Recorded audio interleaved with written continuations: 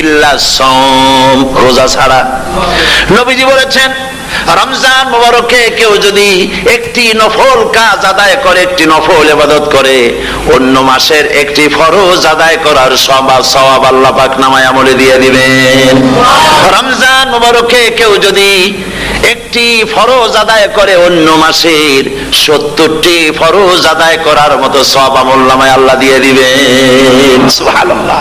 এই মাস আমাদের সামনে। আল্লাহু আকবার বলি, আল্লাহু আকবার বলি, আলহামদুলিল্লাহ। এই পবিত্র মাস আমাদের সামনে। এই মাসে এত সওয়াব, নফল হয় ফরজের মতো, আর ফরজ হয় 70টা ফরজের মতো। এত সওয়াব কেন হইল? আমরা না খেয়ে থাকি সেই জন্য নাকি? বলতে পারেন কেন হলো? একটি কারণ, শাহরু রমাদান আল্লাযী উনজিলা ফীহিল কুরআন। সুবহানাল্লাহ বলবেন না? এই রমজান মাস হচ্ছে সেই মাস যে মাসে আল্লাহ রাব্বুল আলামিন কোরআনে কারীমকে নাজিল করেছেন। এই মাসের মধ্যে একটি রাত আছে, খায়রুম মিন আলফি শাহর, যে রাতটি 1000 মাসের চাইতে বেশি গুরুত্বপূর্ণ আল্লাহর কাছে। সুবহানাল্লাহ। একটি রাত 1000 মাসের চাইতে গুরুত্বপূর্ণ। 1000 মাস ক্যালকুলেটর দিয়ে হিসাব করলে দেখা যায় যে 1000 মাসে 83 বছর 4 মাস হয়। তাহলে তার অর্থ কি এই যে একটানা 83 বছর 4 মাস ইবাদত করলে যে সওয়াব হবে, এই রাত্রে ইবাদত করলে সেই সওয়াব হবে? হতে পারে, এরকম হতে পারে, কিন্তু ব্যাখ্যাটা কি? ব্যাখ্যাটা হচ্ছে আরবিতে আলফুন শব্দ দিয়ে 1000 বোঝানো হয় না।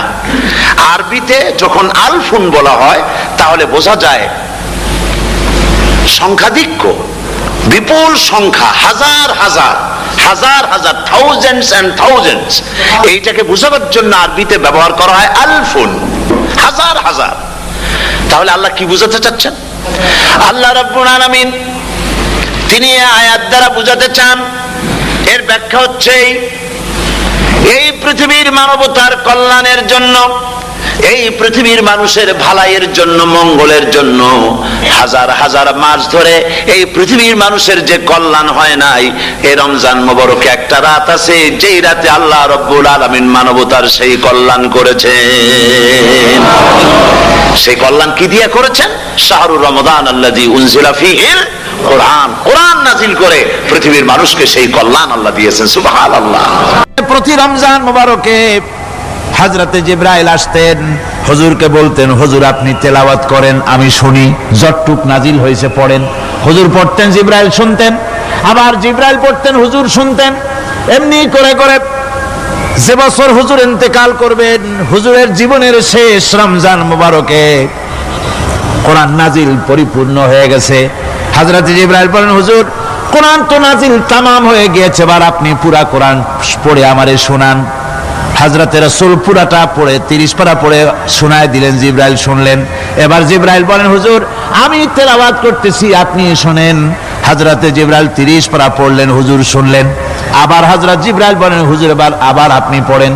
হুজুর পড়লেন, জিবরাইল শুনলেন, আবার জিবরাইল পড়লেন, হুজুর শুনলেন। তার মানে হলো হুজুর যে বছর ইন্তেকাল করলেন ওই বছরের রমজান মুবারকে হযরত জিবরাইল 2 বার পড়েছেন, হুজুর শুনেছেন, আর হুজুর 2 বার পড়েছেন, জিবরাইল শুনেছেন, যাতে করে একটা জের জবর, একটা আয়াত, একটা সেমিকোলন যেন বাদ না পড়ে যায়। শাহরু রমাদান আল্লাযী উনজিলা ফীহিল কুরআন, রমজানের পবিত্র মাসে আমি অবতীর্ণ হয়েছি। সুবহানাল্লাহ। যদি প্রশ্ন করা হয় রমজানে তো আসছো, কিন্তু প্রথম নাজিল হয়েছিল কোন সময়? ওটা কি দিন ছিল না রাত ছিল? কোরআন তার জবাবে বলে ইন্না আনজালনাহু ফী লাইলাতিল কদর, কদরের পবিত্র রাতে আমি এই পৃথিবীতে আমার আগমন ঘটেছিল। যদি প্রশ্ন করা হয় বুঝলাম সবই, কেন নাজিল হয়েছে তুমি? এই পৃথিবীতে তোমার আসার উদ্দেশ্য কি? মূল কাজটা কি? এই প্রশ্ন যদি করা হয়, কোরআনে কারীম তার জবাবে বলে শোনো কেন এসেছি। লিতুখরিজান নাসা মিনাজ যুলুমাতি ইলান নূর, আমার মিশন হচ্ছে গোটা বিশ্ব মানবতাকে পুঞ্জীভূত জমাট বাঁধা অন্ধকারের ভেতর থেকে টেনে বের করে আলোর সন্ধান দিতে, আলোর দিকে আনার জন্য আমি কোরআন নাজিল হয়েছি। আল্লাহ পাক আমাদের জন্য একটি পবিত্র মাস আমাদেরকে দিচ্ছেন, দান করেছেন, যে মাসটির নাম হচ্ছে রমাদান। রমাদান হচ্ছে রামদুন, রা মিম দত, রাম ধাতু থেকে উৎপত্তি, এর অর্থ হচ্ছে জ্বালানো, পুড়িয়ে দেওয়া, ভস্ম করে দেওয়া। রমাদান, রমজান মুবারকে যারা নাকি সিয়াম সাধনা করে, আত্মত্যাগ করে, অর্থাৎ তিতিক্ষা, ত্যাগ এবং তিতিক্ষা করে, রমজান মুবারকে আল্লাহ পাক যেভাবে রোজা চান ওইভাবে যারা রোজা রাখে, তাদের সমস্ত গুনাহ সমূহকে আগুন যেমন আবর্জনাকে জ্বালিয়ে দেয়, রোজা যদি সঠিকভাবে কারো হয় তাহলে তার গুনাহগুলিকে এইভাবে জ্বালিয়ে ভস্ম করে দেয়। সুবহানাল্লাহ বিহামদিহি। এই রমজান আমাদের সামনে। আমি আমার আলোচনার শুরুতে আমি আপনাদের খেদমতে আরজ করতে চাই যে মাসটির মধ্যে আমরা প্রবেশ করতে যাচ্ছি, দুটি জিনিস আমাদের সামনে এখন। একটি হচ্ছে আমরা মাহে রমজানকে ইস্তেকবাল করতে যাচ্ছি, মাহে রমজান আমাদের সামনে। দোয়া করে নেই যে আল্লাহ পাক এই পবিত্র রমজানের সম্মান করার মতো তৌফিক আমাদেরকে দান করো, আর যেভাবে রোজা রাখলে পরে তুমি খুশি হও সেইভাবে আমাদেরকে রোজা রাখার তৌফিক দান করো, বলি আমিন। এটি হচ্ছে সর্বশ্রেষ্ঠ মাস আল্লাহ পাক মুসলমানদের জন্য দান করেছেন। আবারও বলি আলহামদুলিল্লাহ। কোরআন শরীফের মধ্যে আল্লাহ সমস্ত ইবাদতের কথা বলেছেন, কিন্তু ডিটেইলস আলোচনা করেন নাই। হজ করতে হবে, কিন্তু উকুফে আরাফা করতে হবে, রমিয়ে হিজার করতে হবে, রমিয়ে জেবার করতে হবে, তারপরে 7 বার তাওয়াফ করতে হবে, সাফা মারওয়া সাই করতে হবে। এগুলি কিন্তু কোরআন শরীফে আসে নাই, ডিটেইলস আসে নাই। নামাজ পড়তে হবে, কিন্তু জোহরে কয় রাকাত, আসরে কয় রাকাত, মাগরিবে কয় রাকাত, এই রাকাতগুলি কিভাবে বিন্যস্ত করতে হবে কোরআন শরীফে তা আসে নাই, বর্ণনা করা হয়নি। যাকাত দিতে হবে, কিন্তু কত টাকা হলে কত টাকা দিতে হবে, কত মন ধান হলে কতটুকু দিতে হবে, কত ছাগল হলে, কত গরু হলে, কত পরিমাণ সোনা হলে, কত পরিমাণ রৌপ্য মজুদ থাকলে যাকাত দিতে হবে, এর বিস্তারিত বিবরণ কোরআন শরীফে আসে নাই। চিন্তা হতে পারে যে তাহলে এগুলো আমরা পাইলাম কই? আমরা পেয়েছি কোরআনের ব্যাখ্যা হচ্ছে রাসূল করিম সাল্লাল্লাহু আলাইহি ওয়াসাল্লাম, হুজুর এটাকে আমাদেরকে বলে দিয়েছেন। তিনি সারে ছিলেন, শরীয়ত প্রণেতা ছিলেন। তো সমস্ত ইবাদতকে আল্লাহ পাক সংক্ষেপে সংক্ষেপে তিনি আউটলাইন অথবা গাইডলাইন তিনি দিয়েছেন আল্লাহ পাক। রমজান মুবারক হচ্ছে একমাত্র ইবাদত যে রমজান সম্পর্কে আল্লাহ পাক ডিটেইলস পূর্ণ একটি রুকু আল্লাহ পাক আলোচনা করেছেন। সুবহানাল্লাহ। রোজা শুরু করবেন কোনখান থেকে, শেষ করবেন কোথায় গিয়ে, সফরে প্লেনে যখন চলবেন তখন আপনার রোজার অবস্থা কি হবে, যদি দেশে যান তখন কি হবে, অসুস্থ হলে কি হবে, কিভাবে রোজা রাখবেন, কিভাবে রোজা ভাঙবেন, তারপরে কখন শুরু হবে, কখন কি হবে ইত্যাদি বিস্তারিত বিবরণ। রোজার মতো করে এত অন্য কোন ইবাদতের ব্যাপারে আল্লাহ এতটা বলেন নাই যতটা বলেছেন রোজার ব্যাপারে। তাহলে নিশ্চয়ই বুঝতে পারছেন রোজাটা অত্যন্ত গুরুত্বপূর্ণ ইবাদত। সবটাই গুরুত্বপূর্ণ, কিন্তু রোজাটা আল্লাহর কাছে বেশি গুরুত্বপূর্ণ। সুবহানাল্লাহ। আচ্ছা, বেশি গুরুত্বপূর্ণ কেন সে কথা কি বলবো? অবশ্যই বলবো। বেশি গুরুত্ব এই কারণে, আল্লাহ পাক বলেছেন, এটা হচ্ছে হাদিসে কুদসি, আল্লাহ পাক বলেছেন আস-সাওমু লি ওয়া আনা আজজি বিহি। অন্য রিওয়ায়াতে এসেছে ওয়া আনা উজজা বিহি। আস-সাওমু লি, রোজা হলো আমার জন্য। কে বলতেছেন বলুন তো? আল্লাহ পাক বলছেন রোজা হচ্ছে আমার জন্য, রোজার পুরস্কার আমি দেব। অন্য বর্ণনায় এসেছে রোজা আমার জন্য আর রোজাদারের পুরস্কার আমি আল্লাহ নিজেই পুরস্কার। সুবহানাল্লাহ, সুবহানাল্লাহ। তাহলে প্রশ্ন আসে, আল্লাহ পাক বলছেন রোজা আমার জন্য, আস-সাওমু লি। আল্লাহ তো একথা কোথাও বলেন না আজ-যাকাতুলি, আস-সালাতুলি, আল-হাজ্জুলি। রোজা আমার কি বলে, যাকাত আমার জন্য, হজ আমার জন্য, নামাজ আমার জন্য, একথা কিন্তু আল্লাহ বলেন নাই। অবশ্যই আমরা যাকাত হোক, নামাজ হোক, হজ হোক কার জন্য করি? আল্লাহর জন্য করি। রমজানের ব্যাপারে আল্লাহ খাস করেছেন যে আস-সাওমু লি, রোজা আমার জন্য। এই কথাটার অর্থ কি, তাৎপর্য কি, ব্যাখ্যা কি, সিগনিফিকেন্স কি? এর সিগনিফিকেন্স হচ্ছে এই যে প্রত্যেকটা ইবাদতের দুটি ধরন আছে। কয়টা ধরন বলুন তো? দুটি ধরন। একটি ধরন হচ্ছে বাহ্যিক, আর একটা হচ্ছে আভ্যন্তরীণ। প্রত্যেকটা ইবাদতের দুটি দিক আছে, একটা মানুষকে দেখানো আর একটা ভেতরের। যেমন নামাজ, একটি লোক নামাজ পড়ে না, কিন্তু এমন একটা সমাবেশের মধ্যে পড়ে গেছে সবাই নামাজ পড়ে। এখন আমি যদি নামাজ না পড়ি তাহলে লোকে বলবে কি? তখন উজু আছে কি না আছে দাঁড়ায় গেল, আল্লাহু আকবার। তাহলে দেখা গেল নামাজ আল্লাহর জন্য পড়ে, আবার মানুষের জন্য দেখাবার জন্য করে। যাকাত এটা দেয় মানুষে, তার নিয়তটাকে আল্লাহ পাক ভালো জানেন। কিন্তু কিছু লোক তেমন আছে যাকাতের নামে লুঙ্গি, আমাদের দেশে আছে, এখানে কি করে আমি জানি না, লুঙ্গি শাড়ি কিনে তারপরে বাড়িতে সব জমা করে এরপরে গরিবদের দাওয়াত দেয় এবং সকলকে দেখায় দেখায় এভাবে লুঙ্গি দিল, শাড়ি দিল, লোকেরা দেখলো যে জাকাত দিল, খুব জাকাত দিয়েছে। কোরবানির ব্যাপারে এভাবে বিরাট একটা গরু কিনলো, কিনে মানুষকে দেখাইলো। চট্টগ্রামে আছে সবচেয়ে বড় দামের গরু একটা কিনে গরুর গলায় মালা একটা পরাইয়া তারপরে শহর ঘুরায়। এখন অবশ্য এটা কমে গেছে আগের থেকে অনেক, মানুষ দেখুক যে অমুকে এই গরুটা কোরবানি করেছে। এটা কি কোরবানির জন্য হলো না মানুষকে দেখাবার জন্য হলো? হজ, টাকা আছে, লোকেরা বলবো কি যে এত টাকার মালিক তাও হজে যায় না, সুতরাং যাই একটু হজ করে আসি। তাহলে হজ করা গেল, আবার মানুষকে দেখাবার জন্য করলো, দুটি জিনিস আছে। কিন্তু একমাত্র রোজা, একমাত্র রোজা, রোজা যদি কেউ রাখে মানুষকে দেখাবার জন্য সকাল থেকে শুরু করে সন্ধ্যা পর্যন্ত না খাইয়া কোনো পাগলও থাকবে না। বলেন আপনারা ঠিক কিনা? সে তো মানুষকে দেখাবার জন্য দাঁত টাত পরিষ্কার করে নিল আর দুপুরে ভাত খাই নিল, বউতেও টের পাইল না। পারবে কিনা? পারবে। টয়লেটে গিয়ে খাই নিল ভালো করে, কোন একটা আড়াল জায়গা নিয়ে খেয়ে গেল, বাচ্চাও দেখলো না, বউতেও দেখলো না, খেয়ে নিল। তাহলে সে তো রোজা রাখলো না। আল্লাহ পাক বলছেন আসসামুলি, রোজা হচ্ছে আমার জন্য, যে রোজা রাখে আমার জন্যই রাখে, মানুষকে দেখাবার জন্য সারাদিন না খাইয়ে থাকার কোনো প্রশ্নই ওঠে না। সুবহানাল্লাহ। সুতরাং রোজা যে রাখলো সে আমার জন্যই রাখলো। ওয়া আনা আজজি বিহি, রোজার পুরস্কার আমি আমার হাত দিয়ে দেব। সুবহানাল্লাহ, আমার হাত দিয়ে দেব।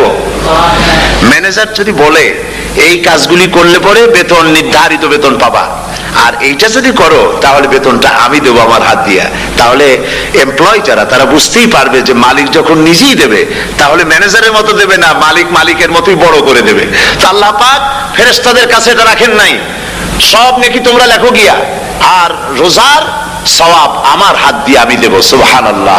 এরপরে আল্লাহ পাক বলছেন, অন্য রিওয়ায়াতে এসেছে রোজা আমার জন্য, আর রোজাদারের পুরস্কার আর কিচ্ছু না, রোজাদারের পুরস্কার আমি আল্লাহ নিজেই পুরস্কার হয়ে যাব। সুবহানাল্লাহ। হাদিস শরীফে এসেছে রোজা রাখলে পরে ক্ষুধার কারণে, খালি পেটে থাকার কারণে টক্সিন জাতীয় এক প্রকারের গ্যাস তৈরি হয় পেটের ভেতরে, স্টমাকের মধ্যে, ফলে মুখে এক রকমের দুর্গন্ধের সৃষ্টি হয়। নবীজি বলেছেন রোজাদারের মুখের থেকে যে গন্ধ বের হয় আল্লাহ পাকের কাছে রোজাদারের মুখের গন্ধ মিস্ক আম্বারের চাইতে বেশি পবিত্র। আপনার মুখের গন্ধটাও আল্লাহর কাছে পবিত্র। রোজাদারের জন্য, রোজাদারদের জন্য জান্নাতের একটি দরওয়াজা খাস করে রাখা হয়েছে, যার নাম রাইয়ান। এই দরওয়াজা রোজাদারদের জন্য, কেবলমাত্র রোজাদারেরা সেখান থেকে প্রবেশ করবে, আর কেউ প্রবেশ করতে পারবে না। এই রোজাদারদের সম্পর্কে আল্লাহ পাক বলেছেন, হাদিস শরীফে এসেছে, বুখারী শরীফের হাদিস, রাসূল করিম সাল্লাল্লাহু আলাইহি ওয়াসাল্লাম বলেছেন লিসাইমে ফারহাতান, ফারহাতুন ইনদা ফিতরিহি ওয়া ফারহাতুন ইনদা লিকাই রাব্বিহি। রোজাদারের জন্য দুইটা খুশি। কয়টা খুশি বলুন তো? কে বলছেন? আল্লাহ রাসূল বলছেন রোজাদারের জন্য দুইটা খুশি। লিসাইমে ফারহাতান, দুটি খুশি। ফারহাতুন ইনদা ফিতরিহি, একটা খুশি হচ্ছে ইফতারের সময়। এই ফিতরিহিতে, এই ফিতরিহি দুটি কথা, এই একটি কথার দুটি ব্যাখ্যা হয়। একটা হচ্ছে ইফতারের সময়, ইফতারের কথা বলা হয়েছে, আর ঈদের কথাও এর মধ্যে বলা হয়েছে।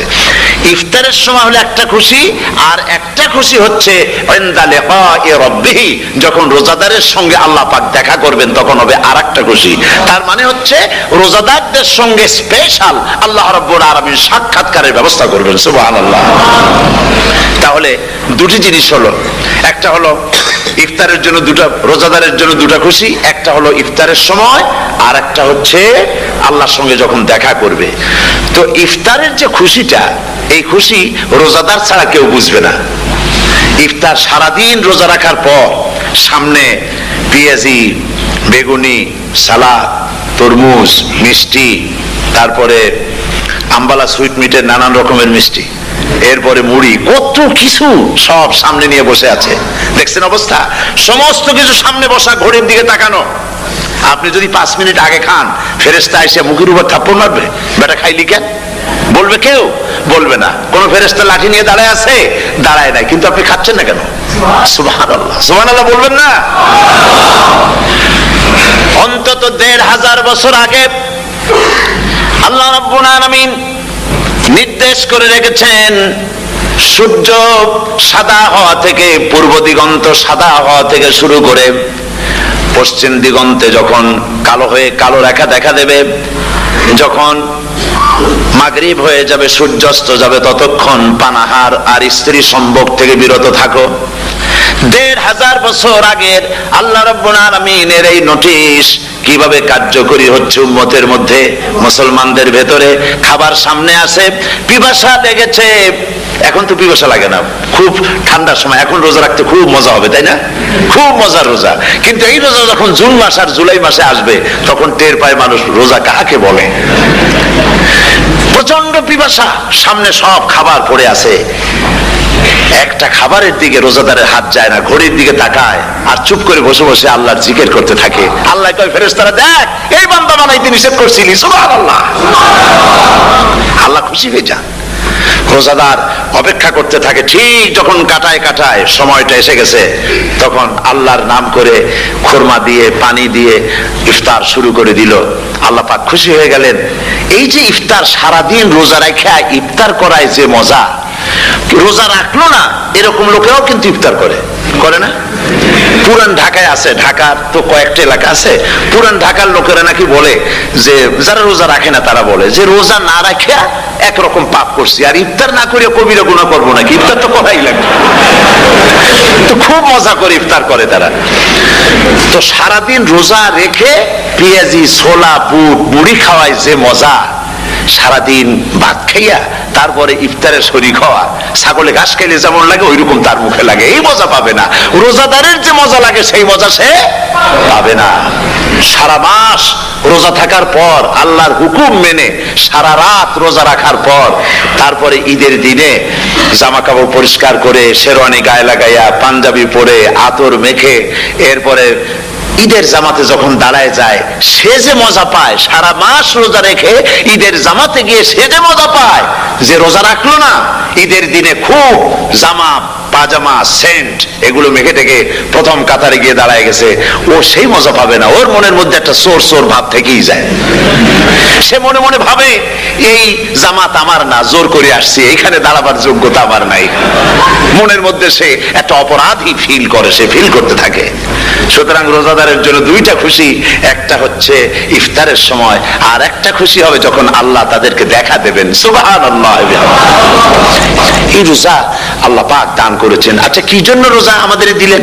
এই জন্য দিয়েছেন যে একটা মাস পৃথিবীর মুসলমানরা না খেয়ে থাকুক দিনের বেলায়, ওই না খেয়ে থাকার যে খাবারগুলি বাঁচবে, এগুলি আল্লাহ অন্য কোন এলাকার মানুষদের খাওয়াবেন নাকি?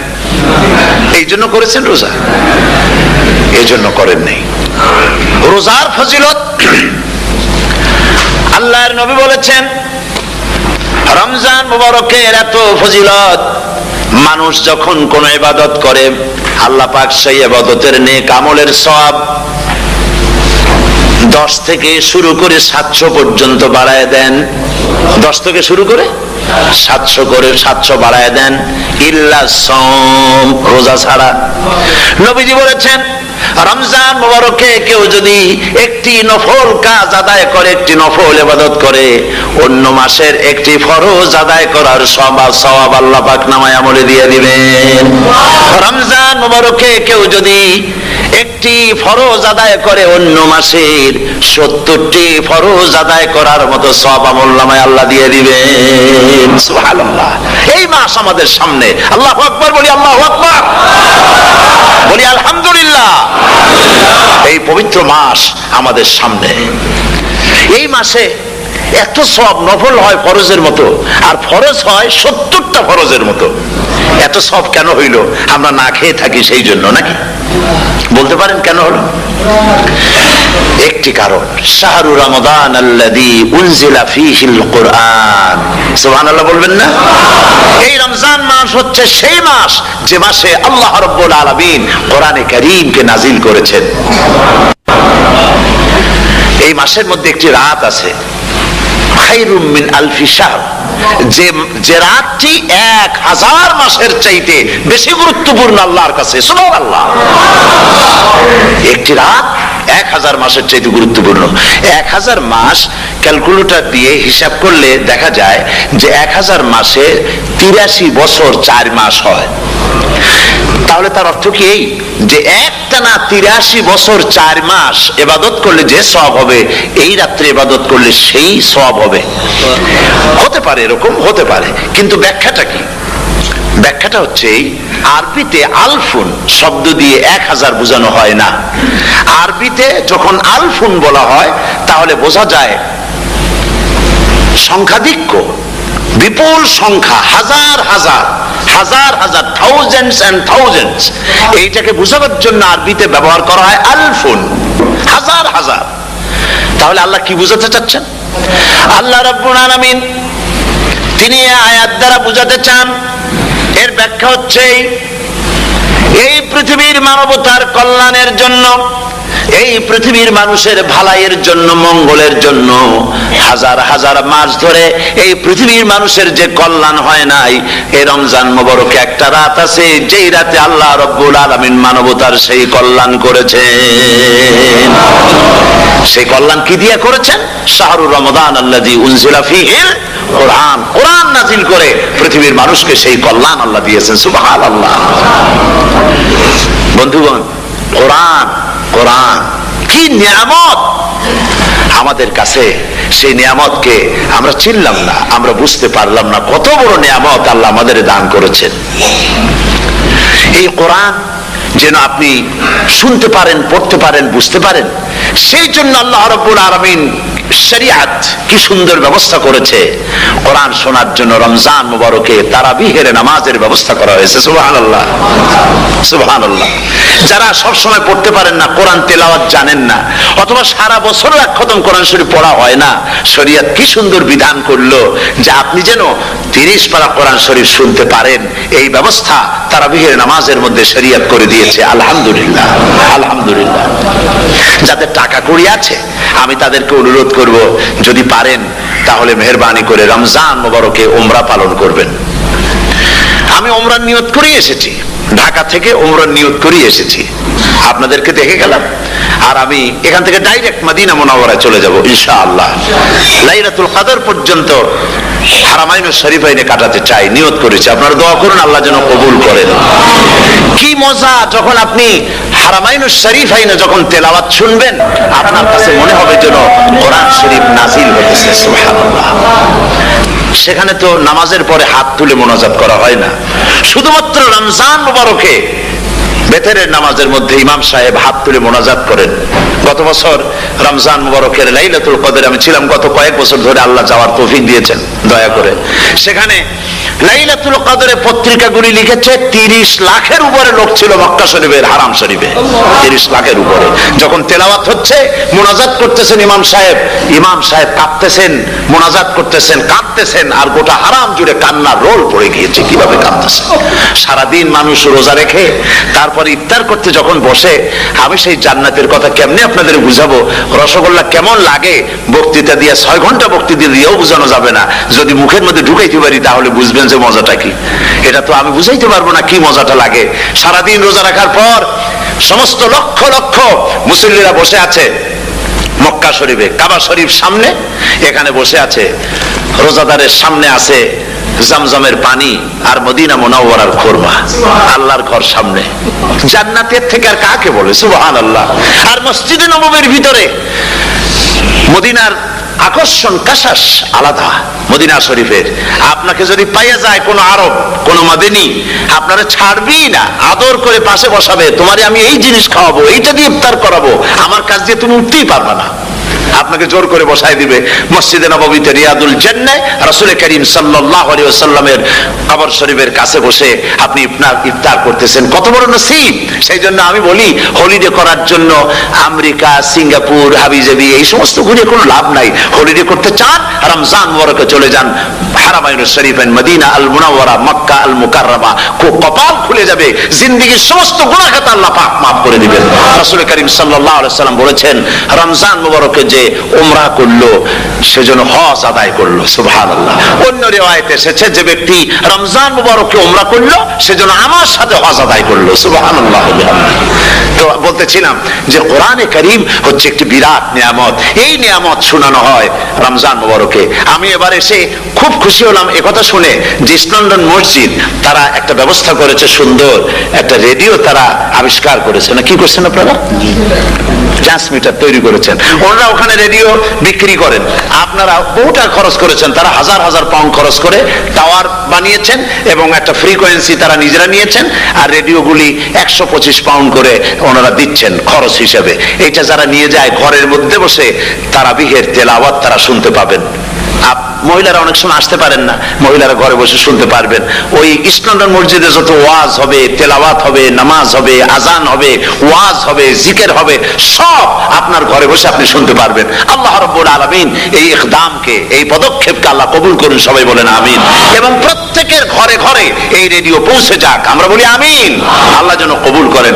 আপনি ঘরে বসে মসজিদের সমস্ত প্রোগ্রাম পেতে পারবেন। আর কি সুন্দর সেখানে যিনি তেলাওয়াত করেন, আজান দেন, আলহামদুলিল্লাহ, তার আজান শুনলে পরে তো মনে হয় যে আমি মক্কা শরীফে চলে গেছি, মদিনায় চলে গেছি। আর তেলাওয়াত কত সুন্দর, আলহামদুলিল্লাহ। আল্লাহ তার প্রতি রহম করুন, আমরা বলি আমিন। সুতরাং বলতেছিলাম যে এই পবিত্র রমজানুল মুবারক এটি কি জিনিসটা, কি জিনিসটা বোঝাবার জন্য আমি বলি, যেমন এই ঘড়িটা এটা কেনার পর 2-1 বছর পর এটা ফাস্ট হয় অথবা কি হয়, স্লো হয়ে যায়। তখন এটাকে সারার জন্য আমরা হসপিটালে দেই। হসপিটাল মানে লন্ডন হসপিটাল না, ঘড়িরও হসপিটাল আছে। তো ঘড়ির হসপিটালে দিলাম, ওরা এটাকে দেখে শুনে ওয়াইলিং করে টরে দিল ঠিক মতো। একবার যদি ঠিক করে দিল, আবার আমার 1-2 বছর চললো, আর কোনো ডিস্টার্ব করবে না, ঠিক কিনা?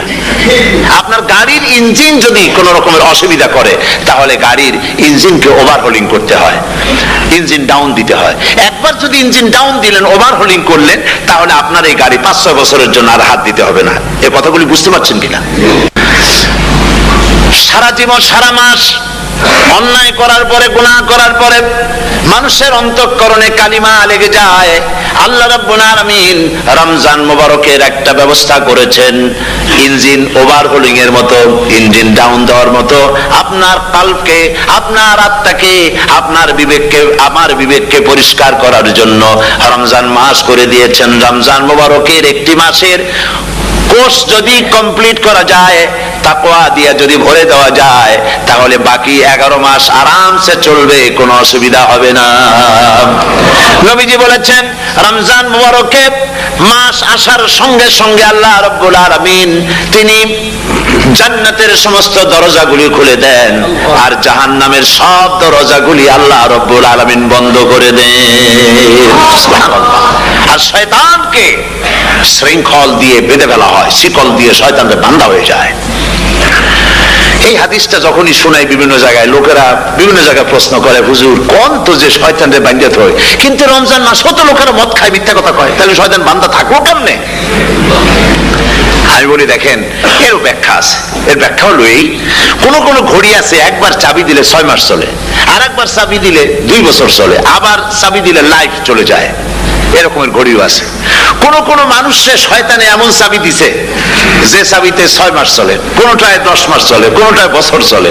রোজার মাসেও যারা গুনাহ করে, শয়তানে এমন চাবি দিছে যে রোজার মাসেও বন্ধ হচ্ছে না। এরা শয়তানের খপ্পরে পড়ে গেছে। আল্লাহ এই চাবি থেকে মুসলমানদেরকে হেফাজত করুন, বলি আমিন। জোরে বলেন আমিন। শয়তান থেকে পানাহ কেউ দিতে পারে না, কোন গভর্নমেন্ট পারবে না। ব্রিটিশ গভর্নমেন্ট পারবে নাকি? American government? কেউ পারবে না। শয়তান থেকে পানাহ দিতে পারে কেবলমাত্র কে? ওই আল্লাহ রাব্বুল আলামিন আমাদেরকে শিখায় দিয়েছেন, শয়তানের ওয়াসওয়াসা থেকে আমার কাছে পানাহ চাও। আউযু বিল্লাহি মিনাশ শাইতানির রাজিম। বিতাড়িত মরদুদ শয়তানের ওয়াসওয়াসা থেকে পানাহ চাই, আল্লাহর কাছে পানাহ চাও। আল্লাহ পাক বলেন আমি পানাহ দিতে পারি শয়তানের ওয়াসওয়াসা থেকে। শয়তান থেকে আশ্রয় একমাত্র সিকিউর, নিরাপত্তা পেয়েছেন আল্লাহর পয়গম্বরেরা। সুবহানাল্লাহ। আম্বিয়া আলাইহিমুস সালাম তারা আল্লাহ কর্তৃক নিয়ন্ত্রিত, শয়তানের ক্ষমতা নাই পয়গম্বরদের কাছে যাওয়া, চতুর সীমানার ভেতরে শয়তান প্রবেশ করে কোন নবীকে ওয়াসওয়াসা দিতে পারবে না। বলি সুবহানাল্লাহ। এই জন্য শয়তান থেকে বেঁচে যাওয়া, শয়তানের ওয়াসওয়াসা থেকে বাঁচা খুবই কঠিন। সেই জন্য আল্লাহ পাক বলছে শয়তানকে বেঁধে রাখা হয়, জান্নাতের সমস্ত দরজা খোলা, জাহান্নামের সমস্ত দরজা বন্ধ হয়ে যায়। এই নিয়ামতের মাস আমাদের সামনে। প্রত্যেকটি যখন কোন ওয়ার্কশপ হয়, তো ওয়ার্কশপের জন্য এক একটা কি বলে সিলেবাস থাকে। রমজান মুবারক একটা ওয়ার্কশপ। এই ওয়ার্কশপের মধ্যে একটা সিলেবাস আছে, সেই সিলেবাসের নাম হচ্ছে কোরআন। কোরআন কোরআন কোরআন নাজিলের মাসে আমরা কি কোরআন তেলাওয়াত করি? বলেন। রোজা হচ্ছে, হাদিস শরীফের মধ্যে বলা হয়েছে আস-সাওমু জুন্নাহ, রোজা হচ্ছে ঢাল। রোজা কি কন্ত? ঢাল বোঝেন তো? ঢাল কি? প্রোটেক্টর। আপনি জিহাদের ময়দানে, যুদ্ধের ময়দানে নিরাপত্তার জন্য, বাইরের থেকে আক্রমণকে ফিরাবার জন্য কি ব্যবহার করেন? ঢাল ব্যবহার করেন। রোজা হচ্ছে ঢাল, শয়তানের সমস্ত আক্রমণ থেকে বাঁচার জন্য রোজা হচ্ছে ঢাল। রোজার দিনে কেউ যদি আপনার সাথে ঝগড়া করে, তাহলে রাসূল বলেছেন তুমি বলো, তুমি ঝগড়ায় প্রবৃত্ত হবে না। তোমার সাথে যদি কেউ ঝগড়া করে, তুমি বলবে ইন্নী সাইম, আমি রোজাদার। আমি তোমার মতো ঝগড়া করতে আমিও পারি, আমি তোমার মতো গালাগালি দিতে পারি, কিন্তু আমি দেব না, ঝগড়াও করব না, গালিও দেব না, মারামারিও করব না, কারণ আমি রোজাদার। সুবহানাল্লাহ। রোজা আপনাকে গুনাহ থেকে বাঁচায় দেবে। দেখেন রোজা কিভাবে গুনাহ থেকে বাঁচায়। মিথ্যেবাদী, মিথ্যেবাদী সারাক্ষণ মিথ্যে কথা বলে, কিন্তু রোজার মাস আসছে। এখন মিথ্যাবাদী যারা, তাদের ঘনিষ্ঠ লোকদের কাছে শুনেছি যে তারা বলে, যদি কোনো লোক দিনের বেলা এসে যায় আর এমন কথা, যে কথা বলতে গেলে মিথ্যা বলা ছাড়া উপায় নাই তার জন্য, সে তখন বলে ভাই তুমি তো অসময় আসছো, এখন আমি খুব ব্যস্ত, আই এম ভেরি বিজি, তুমি রাত্রে আসো। কথা বুঝতে পেরেছেন তো? রোজা হচ্ছে কি? রোজাটা কি বলে? ঢাল। কোন মেয়ে লোকের দিকে চোখ পড়লো, আহা আমি তো রোজাদার, চোখকে সাথে সাথে নিচে নামায় ফেললো। গানের আওয়াজ আসলো, আমি তো রোজাদার, সে গানটা শুনলো না। কাজী সমস্ত গুনাহ থেকে বাঁচার জন্য রোজা একটা বিরাট হাতিয়ার। সুবহানাল্লাহ। এই মাসে আল্লাহ রাব্বুল আলামিন এই মাসটা, এই রোজাটা কেন দিয়েছেন? লাআল্লাকুম তাত্তাকুন, ইয়া আইয়ুহাল্লাযীনা আমানু কুতিবা আলাইকুমুস সিয়ামু কামা কুতিবা আলাল্লাযীনা মিন ক্বাবলিকুম লাআল্লাকুম তাত্তাকুন। হে বিশ্বাসীরা, তোমরা যারা ঈমান এনেছো, শোনো, আমি রোজাকে তোমাদের জন্য ফার্জ করেছি, যেমন করে ফার্জ করেছিলাম তোমাদের পূর্বপুরুষদের উপরে। রোজা শুধু আমাদের উপরে ফরজ হয়েছে তা না, আমাদের আগে যারা যেসব নবীরা আসছিলেন তাদের উপর রোজা কি ছিল? ফরজ ছিল। সুতরাং এই রোজা তোমাদের উপরে ফরজ, এই জন্য লাআল্লাকুম তাত্তাকুন, যাতে করে তোমরা কি হতে পারো? পরেজগার হতে পারো। কি হতে পারো? পরেজগার, মুত্তাকি হতে পারো, আল্লাহকে ভয় করতে পারো। একমাত্র আল্লাহর ভয় মানুষকে ভালো বানাতে পারে। একটা মানুষ জান্নাতে যাওয়ার জন্য, জাহান্নাম থেকে বাঁচার জন্য একটা জিনিস, কয়টা জিনিস বলেন? একটি জিনিস যদি ভেতরে থাকে তাহলে সমস্ত গুনাহ থেকে বাঁচতে পারে। আর একটি জিনিস যদি না থাকে তাহলে এমন কোনো কাজ নাই পৃথিবীতে যা সে করতে পারে না। সেই কাজটার নাম কি? তাকওয়া। সবাই বলেন কাজটার নাম কি? তাকওয়া।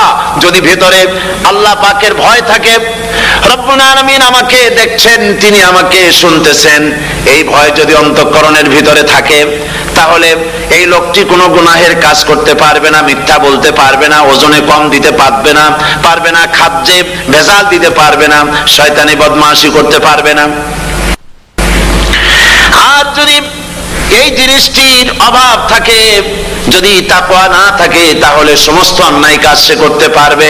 এই জন্য আল্লাহ রাব্বুল আলামিন বলেন, রোজা এই জন্য দান করেছে যাতে করে, রোজার মাস এই জন্য দিলাম, লাআল্লাকুম তাত্তাকুন, তোমাদের ভিতরে তাকওয়ার সৃষ্টি হয়। এই ওয়াজ আমি আপনাদের সামনে অনেকবার করেছি। হযরত ওমর রাদিয়াল্লাহু তাআলা আনহু রাতের বেলায় ঘুরতে ঘুরতে দেখেন এক বাড়িতে আলো জ্বলছে, শেষ রাত। এই রাত্রে বাড়িতে আলো জ্বলে কেন? ভাবলেন কোনো অসুখ বিসুখ হলো নাকি? তো উনি কাছে গেছেন, গিয়ে কান পেতে শুনতেছেন। বাড়ির মালিক বুড়ি তার যুবতী মেয়েকে ডেকে বলছে, মা ওঠো, তাড়াতাড়ি ওঠো। কেন? কয় যে সকাল তো হয়ে গেল, দুধ দই এনেছি, আমি দুধ এনে রাখছি, এখন তুমি পরিমাণ মতো সবটা পাত্রে পানি দিয়ে ভরে দাও, তাহলে ওজন বেশি হবে আর আমরা ভালো লাভ করতে পারবো। মেয়ে বলছে, মা তুমি বলো কি, এটা আমার দ্বারা সম্ভব না। কেন সম্ভব নয়? হযরত ওমর এক ফরমান জারি করেছেন, তিনি বলেছেন তিনি পানিতে দুধের মধ্যে পানি মিশাতে নিষেধ করেছেন। তাছাড়া রাসূল করিম সাল্লাল্লাহু আলাইহি ওয়াসাল্লাম খাদ্যদ্রব্যে ভেজাল দিতে নিষেধ করেছেন। কাজী হযরত ওমরের এই নির্দেশকে আমি অমান্য করতে পারবো না। মা বলছে, দেখো ওমর এখন তো ঘুমাইতেছে, এত রাত্রে তিনি কি এখানে আসছেন নাকি আমাদের এই কারবার দেখতে? তুমি পানি মিশাও ইচ্ছে মতো। মেয়ে বলছে, মা হযরত ওমর ঘুমাতে পারেন, তার পুলিশেরা, তার গোয়েন্দা বিভাগের লোকেরা ঘুমাতে পারেন, হযরত ওমরের চোখকে ফাঁকি দেওয়া যাবে, হযরত ওমরের পুলিশকে ফাঁকি দেওয়া যেতে পারে, কিন্তু আল্লাহ রাব্বুল আলামিনের চোখকে ফাঁকি দেওয়া যাবে না। আমার পক্ষে সম্ভব নয়, আমি দুধে পানি মিশাতে পারবো না। হযরত ওমর রাদিয়াল্লাহু তাআলা চলে গেলেন, গিয়ে তার ছেলেকে ডেকে বললেন, ছেলে আমি তো এখন বুড়া হয়ে গেছি, আমার বিয়ের বয়স নাই, আমি একটা মেয়ের খোঁজ নিয়ে আসছি, যদি আমার বয়স থাকতো এই মেয়েটার আমি বিয়ে করতাম। সুবহানাল্লাহ, সুবহানাল্লাহ। এই মেয়েটা তুমি খোঁজ নাও, যদি বিয়ে না হয়ে থাকে তুমি প্রস্তাব দাও বিবাহের। কি সৌন্দর্য তিনি দেখলেন মেয়েটার মধ্যে, স্বাস্থ্য, রূপ, যৌবন, কি দেখলেন? তাকওয়া। জোরে বলেন না, কি দেখলেন? তাকওয়া।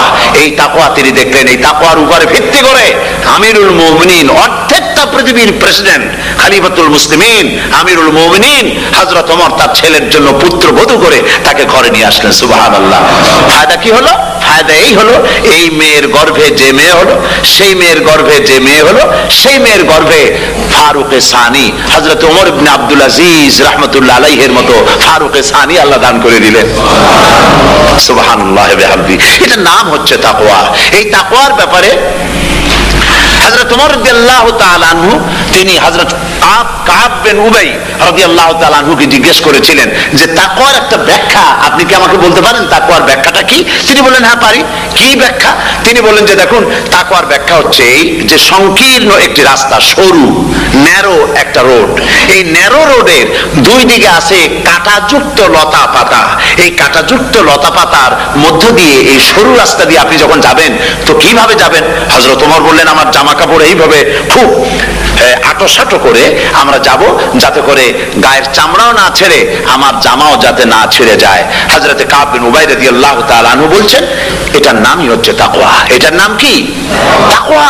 এটার নাম হচ্ছে তাকওয়া। দুনিয়ার অসংখ্য পাপের ভেতর থেকে আপনি চলে যাবেন, পাপ যেন আপনাকে স্পর্শ করতে না পারে। এটার নাম তাকওয়া। বাইন মাছ নিশ্চয়ই খেয়েছেন আপনারা, না লন্ডনে পাওয়া যায় না? পাওয়া যায়। এই বাইন মাছ যারা খেয়েছেন আপনারা, আমি জানি না আপনারা জানেন কিনা, বাইন মাছ কোথায় থাকে? পানিতে থাকে না কাদায় থাকে? মাশাআল্লাহ, বাইন মাছ থাকে কাদার মধ্যে। কিন্তু এই বাইন মাছ যারা ধরেছে তাদের মুখে শুনেছি আমি যে বাইন মাছ থাকে কাদায়, ওকে যখন ধরে টেনে বের করা হয় কাদার মধ্যে থেকে, এক ফোঁটা কাদা ওর গায়ে নাই। এই কলুষিত সমাজ, পাপে ভরপুর, গ্রেট ব্রিটেন, আমেরিকা, পাশ্চাত্য, আমাদের দেশ, সর্বত্র পাপ আর পাপ। এই পাপের মধ্যে বাইন মাছ শুধু খাইয়েন না, ওর কাছ থেকে শিক্ষাও গ্রহণ করেন। ও যেমন কাদার মধ্যে থাকে, কাদা ওর গায়ে লাগে না, আপনিও এই সমাজের মধ্যে আপনি আপনার কাজ চালিয়ে যান, পাপ যেন আপনাকে স্পর্শ না করে। আল্লাহ যেন পাপের থেকে আমাদের বাঁচান। আমরা বলি আমিন, সবাই বলেন আমিন। এটার নাম হচ্ছে তাকওয়া। আর তাকওয়া লম্বা জামায় তাকওয়া হয় না, লম্বা দাড়িতে তাকওয়া হয় না, পাগড়ি একটা বানলেই তাকওয়া হয় না। রাসূলুল্লাহ সাল্লাল্লাহু আলাইহি ওয়াসাল্লাম বলছেন তাকওয়া হা হুনা, হা হুনা, হা হুনা, তিনবার বলেছেন, বুকের দিকে দেখায় বলেছেন তাকওয়া হা হুনা। তাকওয়া হচ্ছে এখানে। এর অর্থ এই নয় যে আমি দাড়িকে আমি ছোট করে দেখছি, জামাকে ছোট করে দেখছি, তা নয়। কিন্তু বলছি যে তাকওয়াটা হচ্ছে অন্তরের ভেতরে। এই অন্তরের ভেতর থেকেই এটার বহির্প্রকাশ হতে হবে, আপনার কথায়, আপনার বলায়, আপনার ওঠায়, আপনার বসায়, আপনার চালচলনে, আপনার বিয়ে শাদীতে, আপনার ব্যবসা বাণিজ্যের সর্বত্র তাকওয়ার ছাপ প্রদর্শিত হতে হবে। তাহলেই আমার মধ্যে তাকওয়া এসেছে বলে প্রমাণ হবে। আর এটাই আল্লাহ পাক চান, রমজান মুবারকে তোমাদের মধ্যে তাকওয়া সৃষ্টি হোক। রোজা সম্পর্কে এই কথাগুলি আমি বলে নিলাম। প্রথম 10 দিন শুধু রহমত নাজিল হবে, দ্বিতীয় 10 দিনে আল্লাহ পাক শুধু মাফ করতে থাকবেন, আর তৃতীয় 10 দিন আল্লাহ পাক জাহান্নাম থেকে মুক্ত করে দিবেন। সুবহানাল্লাহ। রমজানে মক্কা শরীফে মদিনা শরীফে ছোট্ট একটা বাচ্চাও ঘুমায় না, অন্তত 5-7 বছর 8-10 বছর বয়স হয়ে গেছে এরকম বাচ্চা সারা রাত্রে 1 সেকেন্ডের মধ্যে ঘুমায় না। সমস্ত লোক জাগে, ফজরের নামাজ পড়তে থেকে ঘুমায়, সব সমানে 2 হাতে নেকি কামাই করে। নেকি কামাইয়ের মৌসুমে বাহার, রমজান হচ্ছে নেকি কামাইয়ের বসন্তকাল। আপনারা যেন খবরদার মিস করবেন না, মিস করবেন না খবরদার। এই মাসটা পুরাপুরি কাজে লাগাবার জন্য মায়েরা, আমার মায়েরা, বোনেরা, মেহেরবানি করে এই মাসটা কাজে লাগাবেন। গীবত গাইবেন না, রাগারাগি করবেন না, ঝগড়াঝাটি করবেন না, মিথ্যা কথা বলবেন না, তেলাওয়াত, জিকির, আজগার। আর পুরুষেরাও এই জিকির আজগারের মধ্যে, মানুষকে ভালো কাজের আদেশ করার মধ্যে যা আজকে আল্লাহ আমার দিয়ে বলাইলেন, এই কাজগুলি আমি এবং আপনারা সবাই যেন আমল করতে পারি, আল্লাহ তৌফিক দান করুন। আপনারা এই মোনাজাতের পরে যে যে এলাকায় গিয়ে জামাতে এশার নামাজটা আদায় করবেন, এখানে নামাজের কোনো ব্যবস্থা করা যায় নাই বলে আমরা দুঃখ প্রকাশ করছি। পাশে যেখানে মসজিদ পান, জামাতে এশার নামাজটা খবরদার আদায় করে নেবেন, নামাজ ছেড়ে দেবেন না। 5 ওয়াক্ত নামাজ সঠিকভাবে আদায় করবেন। আর মদের ব্যবসা যাদের আছে, মদের ব্যবসা ছেড়ে দেবেন। আর মদের চাকরি যারা করেন, সেখান থেকে চাকরি উঠাইয়া কোনো ভালো জায়গায় চাকরি করার জন্য চেষ্টা করবেন। জেনা, ব্যভিচার, নাচ, গান ইত্যাদি, তাস, পাশা, জুয়া, অন্যায় কাজে যাব না। আল্লাহ যেন কবুল করেন, বলেন আমিন। বলেন সবাই আমিন। এটাই কাজ। শিরক এবং বিদআতের বাড়ির কাছেও আমরা কেউ যাব না। এই তওবা করে খাঁটি মুসলমান হইতে হবে। আমরা কতদিন বাঁচবো জানি না, আল্লাহ পাক যেন আমাদেরকে ঈমানের সাথে রাখেন। যাদের মুখে দাড়ি নাই, আল্লাহ পাক তাদের মুখে দাড়ি লাগায় দিক, বলি আমিন। আপনারা চেষ্টা করেন রসুলের এই সুন্নতটা আমল করার জন্য। যেহেতু আমরা মারা যাবো, চিরদিন বাঁচবো না, তো আল্লাহ রসুলের কাছে কেমনে আমরা আমাদের চেহারা দেখাবো? জামায়, দাড়িতে, টুপিতে, পর্দায়, মেয়ে লোকদের পর্দা করার মধ্যে, সবটার মধ্যে রাসূলুল্লাহর সুন্নত যেন আমরা আমল করতে পারি, আল্লাহ যেন তৌফিক দেন। হুজুর বলেছেন, হুজুর তো কোনো কলেজে পড়েন নাই, কি বলেন? কলেজে পড়েছেন? কোন কলেজে মাদ্রাসায় পড়াশোনা করেন নাই, অথচ আল্লাহর নবী বলেছেন ইন্নামা বুইস্তু মুআল্লিমান, আমি শিক্ষক হিসাবে দুনিয়ার বুকে প্রেরিত হয়েছি। লেখাপড়া কোথাও করেন নাই, অথচ হুজুর বলছেন আমি শিক্ষক। অর্থাৎ গোটা পৃথিবীর সর্বকালে সর্বযুগের মহান শিক্ষক হচ্ছেন মুহাম্মদ রাসূলুল্লাহ সাল্লাল্লাহু আলাইহি ওয়াসাল্লাম। শিক্ষা তার মধ্যে পরিপূর্ণ ছিল, আল্লাহ তাকে শিখিয়েছেন, সব কথা তিনি বলেছেন, জ্ঞানের কোনো অভাব তার কাছে ছিল না। তবে হ্যাঁ, অনেকে বলে যে মুহাম্মদ সাল্লাল্লাহু আলাইহি ওয়াসাল্লাম হচ্ছেন সেই পুরানা মধ্যযুগীয় ব্যাপার স্যাপার। ওই মধ্যযুগীয় কোনো কথা আজকের যুগে চলতে পারে না, এটা হলো জ্ঞান বিজ্ঞানের যুগ।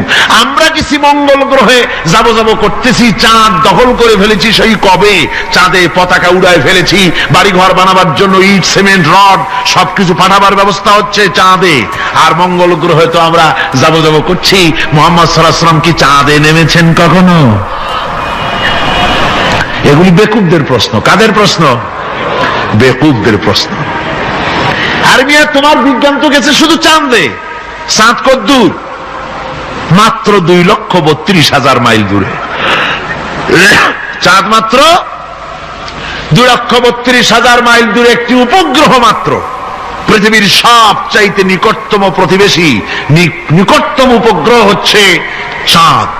দৃষ্টান্ত দিতে গিয়ে আমি ওই ছোট্ট স্টোরিটি বুঝাবার জন্য মানুষের সামনে বলি। একবার এক স্বামী আর স্ত্রী দুজনে ঝগড়া লেগেছে, স্বামী স্ত্রীর ঝগড়ায়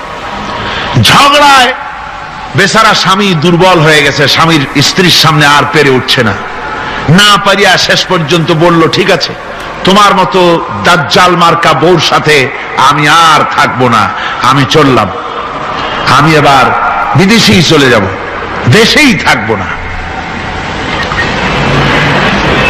স্ত্রী কিছু বলতেছে না। স্বামী দেখে যে সন্ধ্যা পর্যন্ত স্ত্রী তাকে সাধেও না, মহা সমস্যা। বলেও বেচারা মুসিবতে পড়েছে, প্রেস্টিজ কনসার্ন হয়েছে, ইজ্জতের ব্যাপার। শেষ পর্যন্ত জায়নামাজ, বালিশ টালিশ পেছাইয়া বিদেশের উদ্দেশ্যে নিজেকে তৈরি করে বারান্দায় নেমে বলল যে মাগরিবের রক্ত যখন হয়েই গেল, মাগরিবটা পড়ে নেই। মাগরিব পড়েছে, দোয়া তাসবিহ ইত্যাদি পড়ছে, দেখেনি স্ত্রীর পক্ষ থেকে কোনো কি দাওয়াত আসে যে আপনার যাইয়া কাম নাই। স্ত্রী বেচারিও বুঝে ফেলেছে তার স্বামীর দৌরত্ব কত দূর, সেই জন্য সেও আর কিছু ক্ষয় টয় না। এশা রক্ত যখন হয়ে গেছে, তখন বিড়বিড় করে স্বামী বেচারা বলছে, মানুষ না কাউয়ার জাত। সন্ধ্যার আগে ছিলাম কোথায় আর এখন আসলাম কোথায়। বউ ঘরে বসে কয় যে বুঝছি, আর যাওয়া লাগবে না বিদেশে। ঘরের থেকে বারান্দায় নামি তুমি বলো মানুষ না কাউয়ের জাত, সন্ধ্যায় ছিলা কোথায় এখন নামছো কোথায়। তোমার আর বিদেশে যায় কাম নাই, তুমি ঘরে এসে মশারির মধ্যে ঢোকো। তো পৃথিবী থেকে মাত্র 2,32,000 মাইল দূরে চাঁদ, সেই চাঁদে অবতরণ করে বলছে মোহাম্মদ সাল্লাল্লাহু আলাইহি ওয়াসাল্লাম কি চাঁদে গেছে? আরে বেকুব, 2,32,000 মাইল দূরের চাঁদ নয়, 9,30,00,000 মাইল দূরের সূর্য নয়, কোটি কোটি সহস্র কোটি মাইল দূরের গ্যালাক্সি নয়, মিল্কি ওয়ে নয়, সমস্ত তারকারাজি গ্রহ পুঞ্জ সব কিছুকে পেরিয়ে গিয়ে 7 আকাশ ফুড়ে মুহাম্মদ সাল্লাল্লাহু আলাইহি সাল্লাম আরশে আজিম ভ্রমণ করেছেন, যা পৃথিবীর কোন বিজ্ঞানের পক্ষে সম্ভব নয়। সুতরাং মুহাম্মদ সাল্লাল্লাহু আলাইহি সাল্লাম সর্বকালের সর্বযুগের সব ব্যাপারে শ্রেষ্ঠ মহান ব্যক্তিত্ব। এরপরে আল্লাহ রাব্বুল আলামিন বলছেন وَخَلَقْنَاكُمْ أَزْوَاجًا, আমি তোমাদের নারী এবং পুরুষের জোড়া পয়দা করেছি। অর্থাৎ এই পৃথিবীতে আল্লাহ রাব্বুল আলামিন মানুষের একটি সেক্স পয়দা করেন নাই, দুটি প্রকার করেছেন, একটি হচ্ছে নারী আর একটি পুরুষ। এই নারী আর পুরুষ আল্লাহ পাকের এটি একটি বিরাট কুদরত। এই নারী এবং পুরুষ সৃষ্টি করে পরস্পরের প্রতি আল্লাহ আকর্ষণ সৃষ্টি করেছেন। দুজনের একের প্রতি অপরের আকর্ষণ আল্লাহ পাক নিজেই সৃষ্টি করে দিয়েছেন। وَمِنْ آيَاتِهِ أَنْ خَلَقَ لَكُمْ مِنْ أَنْفُسِكُمْ أَزْوَاجًا لِتَسْكُنُوا إِلَيْهَا وَجَعَلَ بَيْنَكُمْ مَوَدَّةً وَرَحْمَةً। আমার অনেক নিদর্শনাবলীর মধ্যে এটিও একটি নিদর্শন যে আমি তোমাদের থেকে তোমাদের স্ত্রীদেরকে তোমাদের জোড়া পয়দা করেছি। আর কি করেছি, কেন করেছি? লিতাসকুনু ইলাইহা, যাতে করে তোমরা পরস্পরের কাছ থেকে শান্তি, প্রীতি, প্রেম, ভালোবাসা, মহব্বত লাভ করতে পারো। এটা আমার নিদর্শন একটি। কিরকম নিদর্শন? ভিন্ন পরিবেশে লালিতা পালিতা একটি মেয়ে ভিন্ন পরিবেশে লালিত পালিত একটি পুরুষের সঙ্গে যখন বিবাহ হয়ে যায়, আল্লাহ রাব্বুল আলামিন বলেন আমি তখন একের প্রতি অপরের মহব্বত আর ভালোবাসা আমি আল্লাহ তৈরি করে দেই। ওই মেয়েটি জানার কথা না, মেয়েটির বাড়ি হচ্ছে লংলা, শ্রীমঙ্গল, বিয়ে হয়েছে দিনাজপুর। দিনাজপুরের লোকেরা বোয়াল মাছ খায় না, কিন্তু এখানের লোকেরা বোয়াল মাছ খুব পছন্দ করে। কথা বুঝতে পেরেছে? এখানে কথাবার্তা এক রকমের, সেখানের কথাবার্তা আর এক রকমের। এই দুইটা মিলাইয়া কিতে হয়েছে তো কিতে হয়েছে, কথা বুঝতে। এখন উপায়টা কি? অথচ এই দুই স্বামী স্ত্রীর মধ্যে আল্লাহ পাক কি মহব্বত পয়দা করে দেন, একজন আর একজনের জন্য জীবন দিতে প্রস্তুত হয়ে যায়। সুবহানাল্লাহ পড়েন। আল্লাহ রাব্বুল আলামিন বলেন ওয়াজআলা বাইনাকুম মাওয়াদ্দাতান, প্রথমে তো ভালোবাসা সৃষ্টি করি, প্রেম সৃষ্টি করি। বিবাহ হওয়ার পর যে ভালোবাসা হয়, বিশেষ উদ্দেশ্যকে সামনে রেখে ওই ভালোবাসা হয়। এরপরে যখন বয়স বাড়তে থাকে, যখন বার্ধক্য আসে, তখন ওই ভালোবাসাটা আর থাকে না যেটা ছিল প্রথম।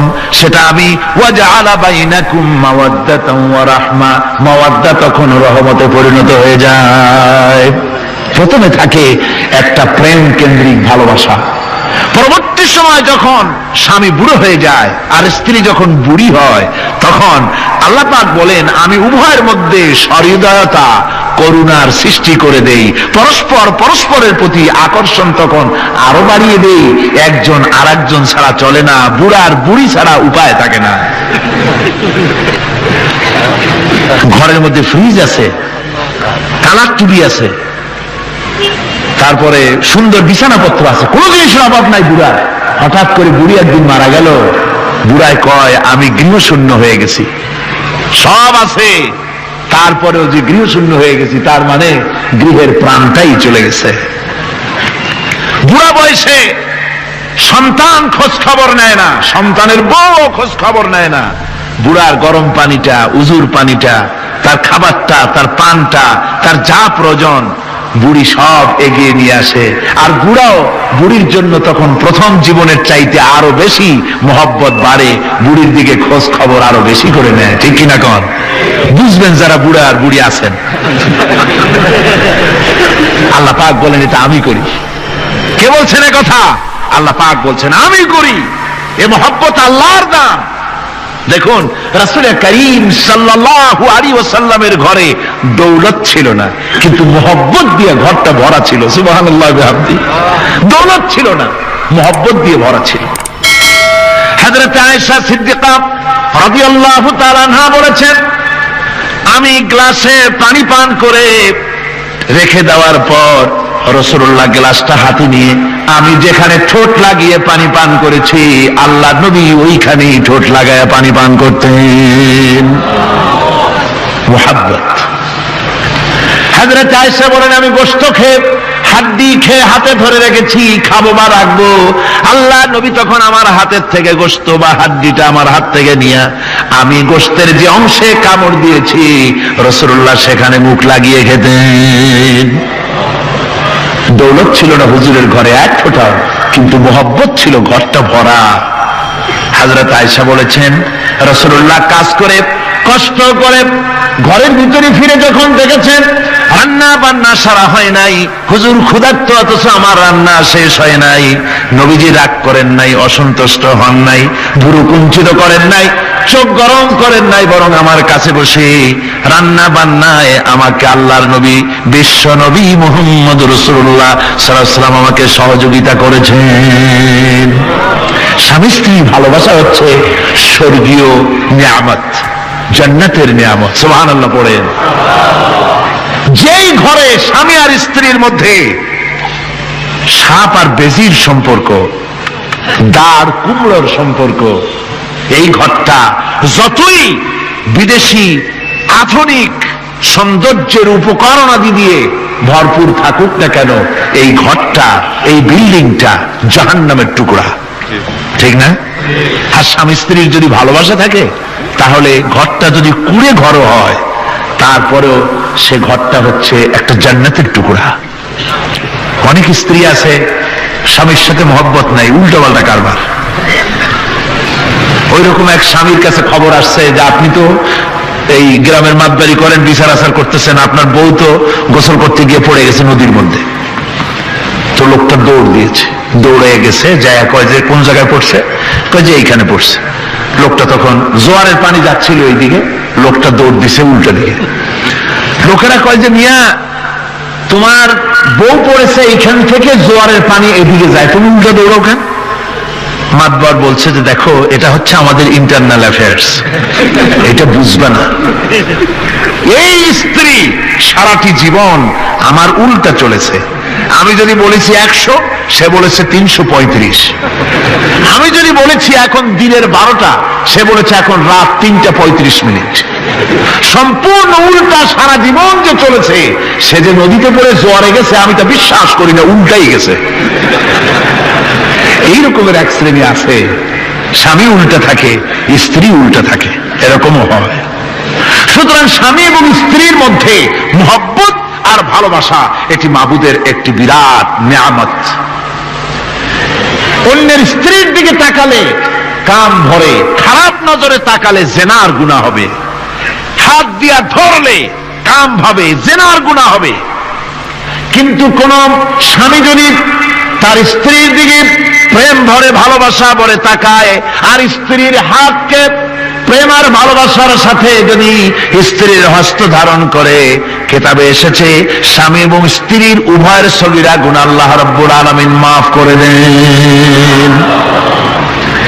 আল্লাহ পাক বলছেন আমি তোমাদের থেকে তোমাদের জোড়া, তোমাদের স্ত্রীদেরকে পয়দা করেছি এবং পরস্পর পরস্পরের প্রতি ভালোবাসা এবং মহব্বত সৃষ্টি করে দিয়েছি। আজকে কথা উঠেছে সমাজে, আজকে কথা উঠেছে নারীর অধিকার নিয়ে, বলা হচ্ছে ইসলাম নারীকে, নারীর অধিকার ক্ষুণ্ণ করেছে। বলে না? বলে কিনা বলেন? আমাদের দেশে এই জন্য নারী পক্ষ, নারী সমাজ, নারী আন্দোলন পরিষদ, তারপরে এরকম অনেক আন্দোলন তারা বানিয়েছে। আর পত্র পত্রিকায় নানান রকমের ইসলাম সম্পর্কে তারা লিখছে। একটা পত্রিকা আজকে সকালে আমাকে একজন দিল, তার মধ্যে লিখেছে, হাদিসের বরাত দিয়েছে, তার মধ্যে লিখছে যে রাসূলুল্লাহ বলেছেন পৃথিবীর সব কিছু হচ্ছে ভোগের সামগ্রী, সেই ভোগের মধ্যে উত্তম ভোগের সামগ্রী হচ্ছে নারী। নাউযুবিল্লাহ মিন যালিক, এমন কথা রাসূলুল্লাহ বলেন নাই। হাদিসের নাম দিয়া তারপরে হুজুর যা বলেন নাই সেই সব কথা বলে বলে নারীদেরকে ইসলামের প্রতি বীতশ্রদ্ধ করাবার জন্য চেষ্টা চালানো হচ্ছে। অথচ নারীদের ব্যাপারে মুহাম্মদ সাল্লাল্লাহু আলাইহি ওয়াসাল্লাম সবচাইতে উত্তম কথা বলেছেন। এত সুন্দর কথা পৃথিবীতে আর কেউ বলে নাই, আর কেউ বলে নাই। নারী অধঃপাতিতা, নির্যাতিতা, এই নির্যাতন থেকে, অধঃপতন থেকে নারীকে কে রক্ষা করতে পারে? ইসলাম। জোরে বলেন, কে পারে? কেবলমাত্র ইসলাম পারে, আর কেউ পারে না। নারী যখন তাদেরকে মেয়ে হয়েছে শোনা মাত্র তার বাপ তাকে মাটির নিচে পুঁতে রাখত, আছাড় মেরে মেরে ফেলে দিত, যখন তাদেরকে কবর দিয়ে দিত জীবিত অবস্থায়, সেই সময় রাসূলুল্লাহ এসে নারীদের সম্মান দিলেন, মর্যাদা দিলেন। রাসূলুল্লাহ বললেন, আমার কাছে তিনটা জিনিস প্রিয়, একটি হচ্ছে নামাজ, একটি হচ্ছে সুগন্ধি, আর একটা হচ্ছে স্ত্রী। নারীর যখন কোনো মর্যাদা নাই তখন নারীর মর্যাদা হুজুর দিলেন। যখন কন্যা সন্তান হওয়া আভিজাত্যের বিপরীত, কন্যা সন্তান হওয়া পুরুষের জন্য একটা অপমানকর। এখন আমাদের সমাজেও আছে, স্ত্রী গর্ভবতী হয়েছে, বন্ধুদের কাছে বলে ফেলেছে আগেই, সন্তান হয়ে গেছে কিন্তু কোনো খোঁজ খবর নাই। বন্ধুরা একদিন হঠাৎ জিজ্ঞেস করে, তোমার স্ত্রী গর্ভবতী হয়েছে? তারপরে তা তো অনেক দিনের কথা, কি হইল তা তো বললা না। কয় যে আশা তো করছিলাম হবে ছেলে, কিন্তু হয়েছে মেয়ে, সেই জন্য আর টেলিফোন করা, খবর দেওয়া জরুরত বোধ করিনি। আছে না এমন? আছে। আবার বারবার মেয়ে হয় বলে আমাদের দেশে তালাকের ঘটনা পর্যন্ত আছে। বারবার মেয়ে হয়, ছেলে হয় না মোটেও, তালাক দিয়ে দেয়। আচ্ছা, ওই মেয়েটারই, ওই স্ত্রীর যদি এখানে হাত থাকে ছেলে বা মেয়ে হওয়ার ব্যাপারে, মানুষের যদি হাত থাকে, তাহলে দায়ী শুধু স্ত্রী হতে যাবে কেন? পুরুষ তুমিও তো দায়ী। তাহলে আসলে ছেলে এবং মেয়ে হওয়ার জন্য স্বামী এবং স্ত্রী কেউ দায়ী নয়, ব্যাপারটি আল্লাহ। ব্যাপারটি কার? আল্লাহ রাব্বুল আলামিন বলেছেন, আমি যাকে খুশি কন্যা দান করি, যাকে খুশি শুধু ছেলে দান করি, যাকে খুশি তারে ছেলেও দেই, মেয়েও দেই, আর যাকে খুশি আমি কিছুই দেই না। সবটাই আমার হাত। সুতরাং রাসূল পাক সাল্লাল্লাহু আলাইহি ওয়াসাল্লাম বলেছেন, খবরদার মেয়েদের বাপকে, মেয়ের বাপকে গালি দিও না। বারবার মেয়ে হয় বলে অনেকে মেয়ের বাপকে গালি দেয়, তাচ্ছিল্য করে, টিটকারি করে। হুজুর বলেছেন, মেয়ের বাপকে বিদ্রুপ করো না, গালি দিও না, যেহেতু আমি মুহাম্মদ সাল্লাল্লাহু আলাইহি ওয়াসাল্লাম মেয়েদের বাপ। রাসূল পাক সাল্লাল্লাহু আলাইহি ওয়াসাল্লাম বলেছেন, যে ঘরে একটা কন্যা সন্তান জন্মগ্রহণ করে, যে ঘরের ভিতরে একটি কন্যা সন্তান জন্মগ্রহণ করে, ওই ঘরের ভিতরে আল্লাহ রাব্বুল আলামিনের রহমতের ফেরেশতা ঢুকে সালাম দেয় আর বলে, আসসালামু আলাইকুম ইয়া আহলাল বাইত, হে ঘরের মালিকেরা, তোমাদের উপরে আল্লাহর রহমত বর্ষিত হোক। রহমতের ফেরেশতারা ঘরের ভিতরে প্রবেশ করে কন্যা সন্তানটির মাথার উপরে হাত বুলায় আর বলতে থাকে, এই দুর্বল দেহ একটি দুর্বল দেহের ভেতর থেকে বেরিয়ে এসেছে, এই কন্যা সন্তানটিকে যে লালন পালন করবে আল্লাহ রাব্বুল আলামিন তাকে শান্তিতে রাখবেন। রাসূল পাক সাল্লাল্লাহু আলাইহি ওয়াসাল্লামের কাছে একজন এসে বলছে, ইয়া রাসূলুল্লাহ, আমার এক মেয়ে। হুজুর কয়, তোমার এক বেহেশত। আরেকজন কয়, হুজুর আমার দুই মেয়ে। কয়, তোমার দুই বেহেশত। এরকম হাদিস আছে নাকি যে একজন বললো আমার এক ছেলে, আর হুজুর বলছেন তোমার এক বেহেশত? আছে এমন? সুতরাং মেয়েকে কি মর্যাদা দিয়েছে ইসলাম। রাসূলুল্লাহ বললেন, যার তিনটি মেয়ে আছে আর ওই তিনটি মেয়েকে আদব শিক্ষা দিয়েছে, তারবিয়াত শিক্ষা দিয়েছে, দিন শিক্ষা দিয়েছে, স্নেহ করে স্নেহ দিয়ে লালন পালন করেছে, তারপরে সৎ পাত্রস্থ করেছে ওই মেয়ের লালন পালনকারী মাতা পিতা। আর আমি মুহাম্মদ সাল্লাল্লাহু আলাইহি ওয়াসাল্লাম কিয়ামতের দিন একই জান্নাতে পাশাপাশি অবস্থান করব। সুবহানাল্লাহ ওয়া বিহামদিহি। মেয়ের ব্যাপারে রাসূলুল্লাহ এত কথা বলেছেন, নারীদের ব্যাপারে এত কথা বলেছেন। হুজুর বলেছেন তোমরা যখন সফরে যাবে, সফর থেকে আসার সময় আমরা অনেকে হাদিয়া তোহফা নিয়ে আসি, জামা কাপড় মিষ্টি চকলেট ইত্যাদি আমরা নিয়ে আসি, আনি না? কি বলেন আনি না? আল্লাহর নবী বলেছেন বাইরের থেকে, সফর থেকে, বাজার থেকে হাদিয়া তোহফা ঘরের জন্য জানবে, এনে যখন তোমরা তা দেওয়া শুরু করবে সর্বপ্রথম মেয়ে থেকে দেওয়া শুরু করবে। মেয়েকে আগে দাও। হুজুর সাল্লাল্লাহু আলাইহি ওয়াসাল্লাম তার কলিজার টুকরা মেয়ে ফাতেমাকে মহব্বত করতেন, এত মহব্বত করতেন কোন দিকে যাওয়ার আগে সকলের সঙ্গে দেখা করে শেষে দেখা করতেন হযরত ফাতেমার সঙ্গে। আবার সফর থেকে ফিরে এসে সর্বপ্রথম তিনি দেখা করতেন হযরত ফাতেমা রাদিয়াল্লাহু তাআলা আনহার সঙ্গে। একবার হযরত আলী এবং হযরত ফাতেমার মধ্যে মনোমালিন্য হলো, হুজুরের মুখটা মলিন হয়ে গেল, রাসূল পাকের মুখ মলিন হয়ে গেল। হুজুর সাল্লাল্লাহু আলাইহি ওয়াসাল্লাম ঘরের মধ্যে প্রবেশ করলেন, হযরত আলীর ঘরে হযরত ফাতেমা এবং আলীকে এক জায়গায় বসালেন। কিছুক্ষণ পর হুজুর বেরিয়ে এলেন, হুজুরের মুখে হাসি। সাহাবায়ে কেরাম বললেন, হুজুর একটু আগে আপনার মুখ মলিন দেখেছি, এখন খুব উৎফুল্ল মনে হচ্ছে। হুজুর বলছেন আমি তাদের মধ্যে মনোমালিন্যটা দূর করে দিয়ে এসেছি। ফাতেমা আমার কলিজার টুকরা, যে ফাতেমাকে ব্যথা দেয় সে আমি মুহাম্মদ সাল্লাল্লাহু আলাইহি ওয়াসাল্লামকে ব্যথা দেয়। রাসূল পাক সাল্লাল্লাহু আলাইহি ওয়াসাল্লাম কন্যাদেরকে এভাবে মর্যাদার কথা বলেছেন। এই কন্যা আস্তে আস্তে যখন বড় হয়ে যায়, যখন বধূ হয়, বধূ হিসেবে তার মর্যাদা ইসলাম কতখানি দিয়েছে, রাসূল পাক সাল্লাল্লাহু আলাইহি ওয়াসাল্লাম কতখানি দিয়েছেন আপনারা লক্ষ্য করেন। হাদিস শরীফ পড়া নাই, জানা নাই বলে আজকে এক শ্রেণীর নারীরা তারা কমিউনিস্টদের খপ্পরে পড়ে, সমাজতন্ত্রের খপ্পরে পড়ে, নাস্তিকদের খপ্পরে পড়ে গোটা মহিলা সমাজকে চেষ্টা করতেছে ইসলাম থেকে দূরে সরাবার জন্য। ঠিক কিনা কও? হযরত আয়েশা বলেছেন আমি যখন ঘরে কাজ করতেছি, হুজুর বাইরের থেকে এসে দেখেছেন আমার রান্না করতে দেরি আছে, খাবার দাবার এখনো রেডি হয় নাই, হুজুর ক্ষুধার্ত, কিন্তু হুজুর ভুরু কুঞ্চিত করেননি, হুজুর বিরক্ত হননি, হুজুর আমাকে গালমন্দ করেননি, আমার কাছে। আল্লাহকে ভালোবাসলে চ্যানেল সাবস্ক্রাইব করুন, ইসলাম প্রচার সহযোগিতা করুন, চ্যানেলটি সাবস্ক্রাইব করুন।